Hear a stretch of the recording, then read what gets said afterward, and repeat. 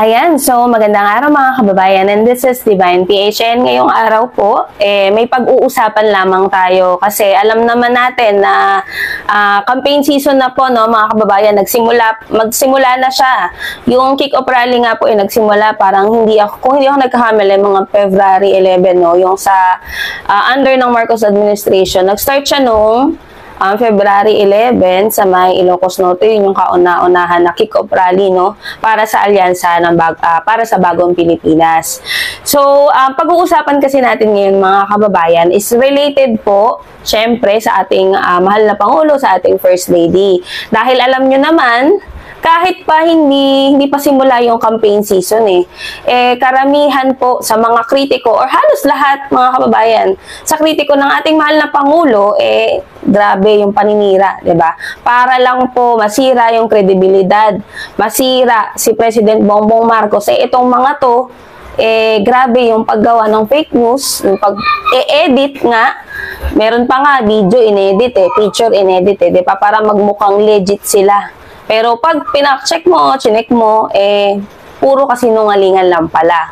Tapos pag pinatawag, mga duwag. 'Di ba? Matapang lang sa social media. So, ano nga ba yung gusto kong pag-usapan? So, ito nga yung kumakalat, circulating sa social media. Bali, nag-viral kasi ito mga kababayan na ang sabi, ito yung post Ayan.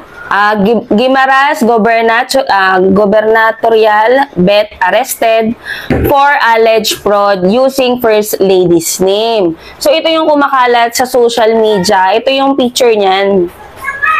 So, ang dami kasing nakikisawsaw sa issue. Sinasabi na, nasa dugo na daw ni FL Lisa or nasa dugo na nila yung ganyang klaseng pag-uugali. Which is, mga kababayan, kung titignan mo, ang sabi kasi sa balita, Malacanang mismo ang nag-utos para arestuhin nga itong allegedly nagpapanggap. Parang nagpapanggap, yun yung dating, no? Na kamag-anak daw or first, first cousin, no, ni First Lady Lisa. So, basahin natin tong post na to, mga kababayan.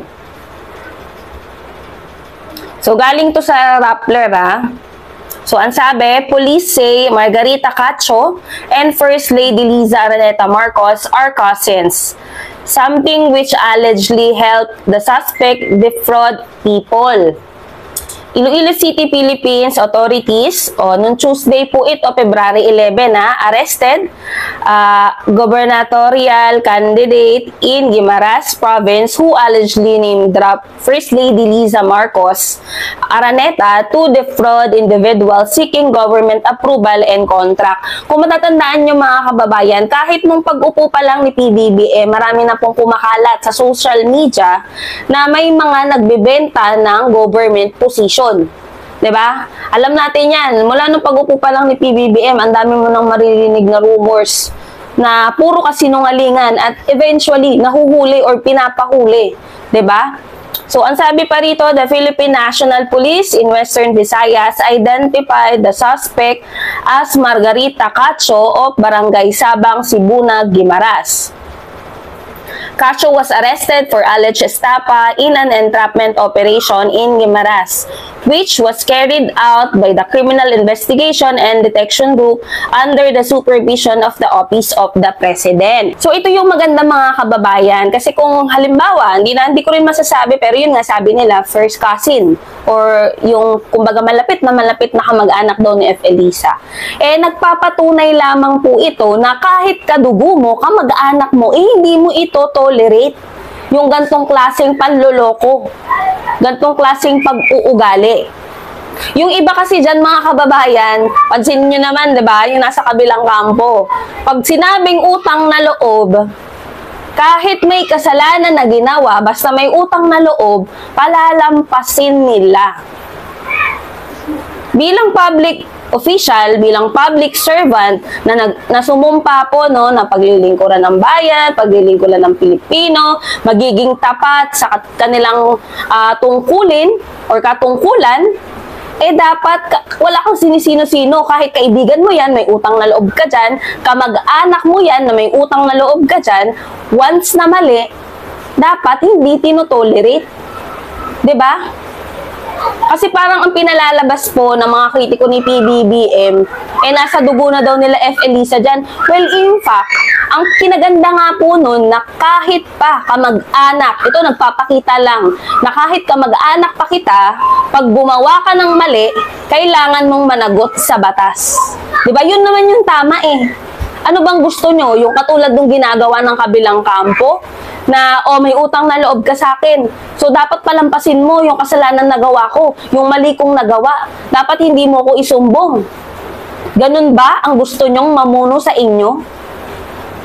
Na yung transparency, yung loyalty, wala sa mga Pilipino, wala sa Pilipinas, kundi kung kanino man Poncio Pilato dyan.